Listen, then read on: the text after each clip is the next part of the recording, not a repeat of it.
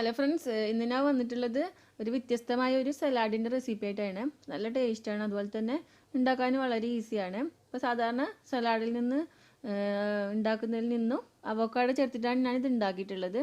അപ്പോൾ നമുക്കിതിന് എന്തൊക്കെയാണ് വേണ്ടതെന്ന് അതുപോലെ തന്നെ ഇത് എങ്ങനെ ചെയ്യുന്നതെന്ന് നോക്കാം.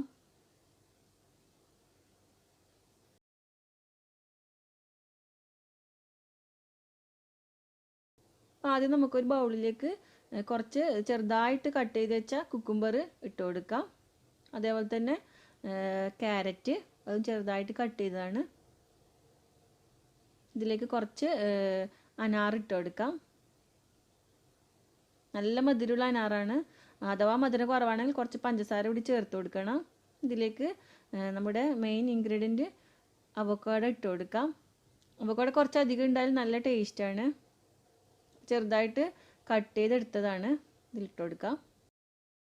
ഇതിലേക്ക് അരിഞ്ഞു വെച്ച ടൊമാറ്റോ ചേർത്ത് കൊടുക്കാം.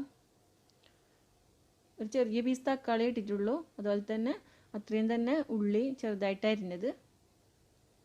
ഇനി ഇതിലേക്ക് നമുക്ക് മല്ലിയില ചേർത്ത് കൊടുക്കാം. ചെറുതായിട്ട് കട്ട് ചെയ്തെടുത്തതാണ്.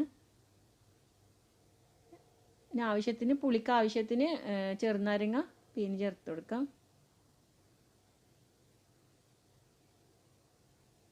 ഇനി ഇതിലേക്ക് ഇത് ഓപ്ഷണലാണ്, ഒലീവ് ഓയിലാണ്. നമ്മളെ കയ്യിലുണ്ടെങ്കിൽ മാത്രം ചേർത്ത് കൊടുത്താൽ മതി. കുറച്ച് ചേർത്ത് കൊടുക്കാം. ആവശ്യത്തിന് ഉപ്പ് ചേർത്ത് കൊടുക്കാം.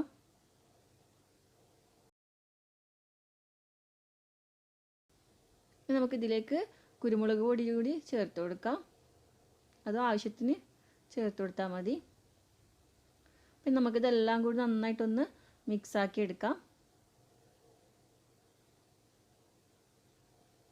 പിന്നെ നേരത്തെ പറഞ്ഞ പോലെ അഥവാ പോമഗ്രാനൈറ്റ് മധുരം ഇല്ലെങ്കിൽ കുറച്ച് പഞ്ചസാര ചേർത്ത് കൊടുക്കണം. എന്നാലേ, കാരണം കുറച്ച് മധുരം കൂടി ഉണ്ടെങ്കിൽ ഈ സലാഡ് നല്ല ടേസ്റ്റ് ഉണ്ടാവുള്ളൂ.